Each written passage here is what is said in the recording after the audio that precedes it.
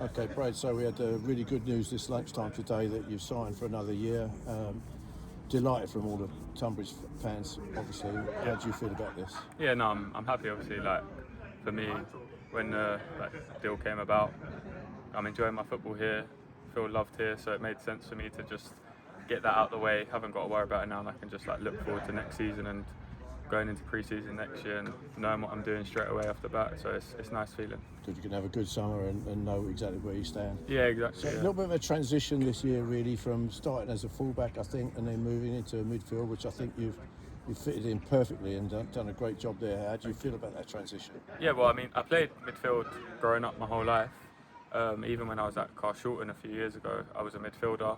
I slowly transitioned into being like a fullback or centre half just because of injuries, and I was like doing well there, so I was playing there.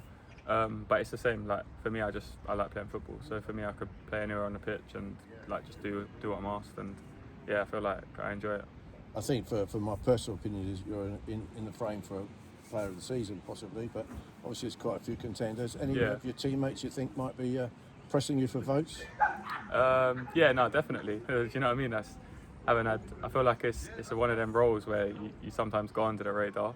So the attackers will look in it, and they're the ones scoring the goals and winning the game. So maybe a couple of the attackers pushing for that. But yeah, I don't know.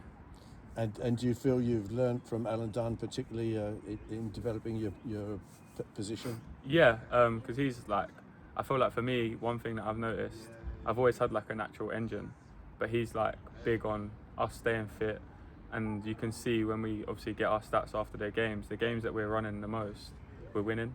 So it seems like a real basic from like the outside point of view, but like the harder you work, the more chance you got winning the game, and he's like big on that, especially on like us midfielders, like winning second balls and getting in the right positions to do that.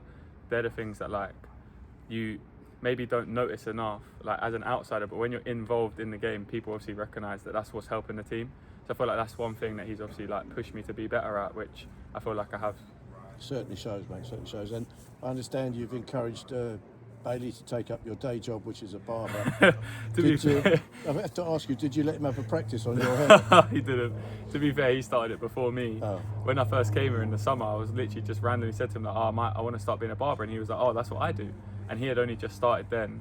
So yeah, obviously we both sort of started up. I'm like now in a shop and stuff. So yeah, it's going well. Excellent, great. Well, great to have you on board, mate. Thank and look you. forward to next season. Thank you, I appreciate it. Cheers, Brad.